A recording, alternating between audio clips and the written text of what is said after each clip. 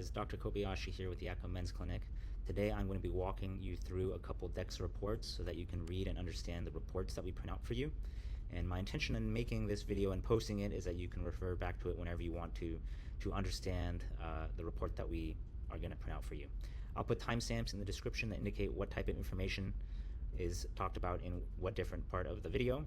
And after I do the Dexa whole body composition scan report, I'll also go into the lumbar, spine, hip, and forearm tests, which you may have gotten if you got the Dexa bone density test in addition to the whole body scan. So without further ado, we'll dive in here. This is the first page of our report, and on the left you can see the image that the Dexa scanner took of your body, and this is probably the most up close and personal you'll ever see Dr. Kobayashi.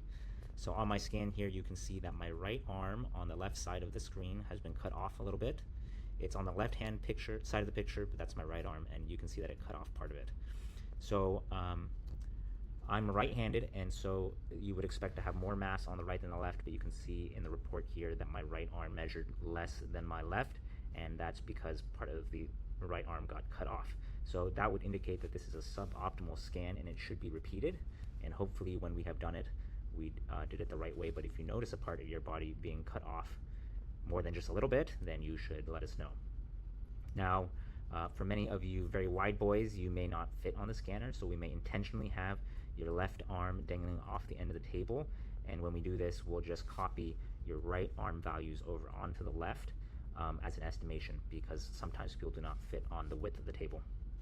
The next thing I'll mention about this image is that you want these yellow lines to be similar to how they are in the picture. This top horizontal line here should be about at the level of the chin. These vertical lines here should cut through the glenoid fossa, also known as the shoulder joint, and these vertical lines should be along the edge of the spine. This horizontal line here should be resting on the hip bones. These diagonal lines should be cutting through the femoral neck, which is right here, and these vertical lines here should be dividing up the legs. So you should see an arm, thorax with the spine bounded by lines, another arm, pelvis, and leg and leg. Now, for some of you with different proportions, it may be difficult or even impossible for all these lines to separate the body parts in quite the same way, so just be aware that that can affect the accuracy of your readings. The regions that are separated by these yellow lines are what will be reported in this yellow box here. Now, you can look to the right here, and you can see how the Dexa divides your bodies in two regions. So if you're a professional arm wrestler and all you care about is your right arm, you can look at and track that. Now, in the third column here, I guess the fourth column, we have BMD. That stands for bone mineral density. And as you can see, the bone mineral density is measured in grams per centimeter squared. And how did they get that number? Well, they took the BMC, which stands for bone mineral content, in grams, and they divided by the area in centimeters squared. So if you look under this number, so if you took the BMC and divided by the area, you get the bone mineral density. You can see the total on the bottom here, which is probably the most relevant part for you. I will point out specifically, though, that on my scan, the ribs and spine have significantly lower bone density than other parts of my body, and you'll see that at the end of the video when I do the dedicated lumbar spine test, that this shows up on that test as showing that I have low bone mineral density in my spine. Let's look at the T-score and the Z-score. T-score is your bone density relative to a young, healthy, normal person, and Z-score is relative to someone of the same age, race, and sex as you are. +1 means that you're 1 standard deviation above the mean, and -1 means you're 1 standard deviation below the mean. So in this case, with a T-score of 1.5, that means that compared to a young, healthy male at the peak bone density, I'm 1.5 standard deviations above the mean. Or when compared to other 37-year-old Asian males, I'm 1.4 standard deviations above the mean because my Z-score is 1.4. Now, a T-score of -1 to -2.5 is considered osteopenia, or decreased bone mineral density, and below 2.5 is considered osteoporosis. As you get older, the T-score will be lower compared to the Z-score. Because let's say you're 80 years old, well, we said that the T-score is your bone density compared to a young, healthy person, so obviously your T-score is going to be pretty low because your bone density is going to be lower than a young, healthy person in most cases, unless you're Superman. So your T-score, say, might be -1, but your Z-score is compared to other people of your age and sex and ethnicity, so even though your T-score might be -1, your Z-score could be 0, or it could even be positive, because even though your bone density is below normal for compared to, say, a 30-year-old white woman. Since you're 80 years old, you might be above average compared to an 80-year-old white woman. As a caveat to this, the whole body scan that we're looking at is not the normal scan done for osteoporosis. Usually for a diagnosis of osteopenia or osteoporosis, we do a dedicated lumbar, hip, and or forearm scan, usually at least 2 of the 3, and we use those numbers for the diagnosis of osteoporosis. And I'll do a separate video, or I'll do a separate section at the end of this video to talk about those specific scans. Okay, down here we can see where I'm compared to other people in terms my age in terms of bone density. As you can see, my age is 37, so that explains where I am on the x-axis, and my bone density at 1.36 standard deviations above the mean is where it shows up on the graph. Now let's go on to page 2. On the left-hand side here, you can see a color-adjusted photo of my scan. As the legend indicates, fat is yellow, lean mass is this pinkish color, and bone is blue. And so you want to see only yellow on the edges, preferably not too much, and you don't want to see very much yellow inside the visceral cavity because that's an indication of visceral adiposity or visceral fat, which is harmful to your health. On this graph here, you can see your body fat plotted against age, what they consider somewhat, along with their somewhat arbitrary division between what they consider normal and high. This graph here shows your BMI or body mass index, which is purely a comparison of your height and weight, and it has nothing to do with body fat. So if you're Arnold Schwarzenegger, you would be considered obese, and if you're a relatively fat guy but you're missing a leg, you might have a normal BMI because you're still 6 feet tall and only weigh 170 pounds. Never mind that you're cheating because you're missing a leg. Now let's look at this yellow box in the bottom right-hand corner, or bottom left-hand corner here first. Here in this column, you have the fat mass of each body part, and in this column, we have the lean mass of each body part. And we have our totals here, which is adding the fat, the totals here, which is adding the fat and the lean body mass composition. According to this scan, my total body fat is 22.9%, or about 23%. Okay, so on this side here, we have the so-called adipose indices, and you have your total body fat percent in this row, and this column tells you what your percentage is compared to a young normal, YN, and on the right-hand side, AM stands for age-matched.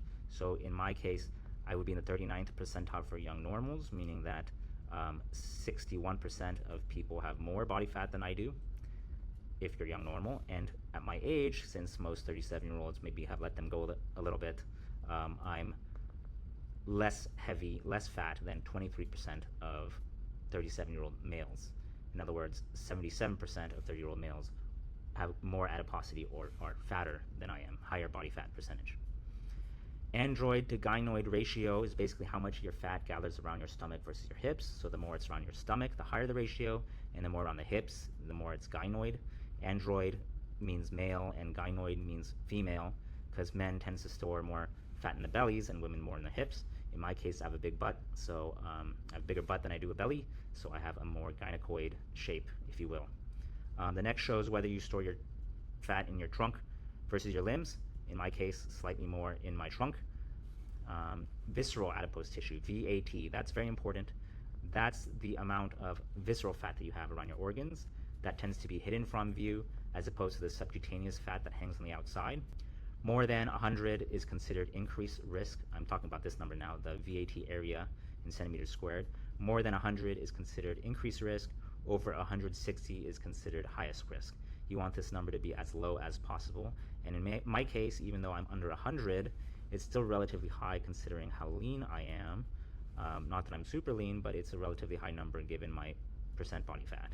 And when I think about my genetics, my grandfather, he had one of those beer guts that sticks out even though the rest of his body wasn't really overweight, and he also was an insulin-dependent diabetic despite not being severely overweight, and he died of heart disease. So I would think that genetically, if I became overweight, you would see that this number for me would quickly shoot up. Here we have the lean indices. That shows how much muscle mass I have compared to a young normal and my age-matched peers. As you can see, for me, I would be in the 57th percentile of a young normal and a 49th percentile for age-matched. So you may notice, or you may be confused why age-matched is lower in this case.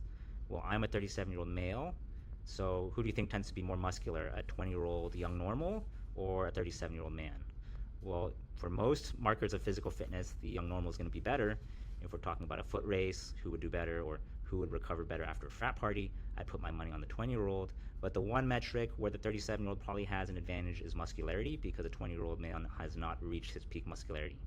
So that's why in my case, age match is lower than young normal. But if you're elderly, say you're 70 or 80 years old, you'll see that the age match percentile is going to be higher than the young normal. This next line is the appendicular lean mass, which is specifically related to the amount of mass in your arms. So here you can see that, compared to young normal, I'm in the 62nd percentile and age match 58th percentile for the amount of mass in my arms and legs. Okay, so if you were doing the whole body scan only, then this is all you would see in your report. I'm going to go ahead and I also did a lumbar, spine, hip, and forearm test. This is the third page of the report. It basically reiterates what we've already seen on the second page. It's just bigger, so we saw this already, so I'm not going to go into this. So by now we've gone through the whole body composition scan. If that's all you did, that's all you'd see. I also went ahead and did a lumbar, spine, hip, and forearm test in case you got those too, and I'll go into those next. Now for screening for osteoporosis, we typically do 2 scans, one of the lumbar spine and one of the left hip. Now if there's something wrong with the left hip, like you have hardware there or something is broken in your left hip, we can scan your right hip instead. Or if your entire hip can't be scanned for whatever reason, or your lumbar spine can't be scanned for whatever reason, then we'll scan the forearm. In my case, I did all 3 just to show you. So here first is my lumbar spine scan. In this picture, you want to see that we've correctly identified L1, L2, L3, and L4, which are the 4 lumbar vertebrae. We don't look at L5, which has a more distinctive shape, this kind of bow tie appearance, and it sits on top of the hips. So that's how you know you're looking at L5, and we want to start counting the vertebrae above there. The yellow should go around the bone only, and these lines should nicely divide the lumbar spine, the lumbar spinous processes. And as you can see here in this scan, it's quite easy to see where my lumbar bones are. In some of you all, it will be harder to see. In this box here, you can see that we have the bone mineral density of each lumbar spine, the bone mineral content of each, and the area of each. And like I said before, the bone mineral density is calculated by taking the bone mineral content and dividing by the area squared. Now let's look at these t-scores and z-scores. For some reason, my bones and my spine are terrible. My t-score is negative 1.6, meaning I'm in 1.6 standard deviations below the mean. And for an age-matched Asian 37-year-old male, I'm 1.5 standard deviations below the mean. It's a little bit better than the t-score, but still pretty bad. Now that is in the osteopenia range. Like I said before, -1 to -2.5 is considered osteopenia or decreased bone mineral density. -2.5 would be considered osteoporosis. So I'm not in the osteoporosis category yet, but perhaps as I age, were this to worsen, then I would develop osteoporosis in the spine. Next comes the hip scan. You can see my lovely left hip here. What you want to see is this box goes through the femoral neck, and you can see the score of the total and the femoral neck. The reason they separate out the femoral neck is that that is the area that is most likely to be fractured, to have an osteoporotic hip fracture. And so as you can see, my t-score and z-score thankfully are good. I'm above a standard deviation above normal, so not sure what's going on with my spine there. If you scroll down, you can see your 10-year risk for a major osteoporotic fracture and your 10-year risk for a hip fracture. They probably don't know that I like to climb rocks outside, so probably my actual risk is higher because I might be falling off a cliff. But anyway, this is just statistically calculated from the bone density study above. Finally, we're going to look at the forearm. Now, most of you won't be getting a forearm scan, again, unless there's some reason that the lumbar spine or the hip scan cannot be done. So here we have the forearm. UD stands for ultradistal, mid stands for mid-distal, and 1/3 stands for 1/3 distal. Distal is just a medical term meaning away from the center of the body. So the ultradistal is the furthest, mid-distal is the next furthest, and then the distal third. So they give you t-scores and z-scores for each. Looks like my forearms are really good, which actually surprises me because I have very fine wrists. I wouldn't have thought that my forearms are very meaty, but I guess the bone density there is really good. 2.5 standard deviations above the mean for my age and sex and ethnicity, and that would put me in, I don't know, something like the 99th percentile or so for that. Okay, now you guys have seen the Dexa reports. Hopefully that helps you to understand what is contained in those reports, and if you have any questions, please feel free to reach out to me. Have a good day.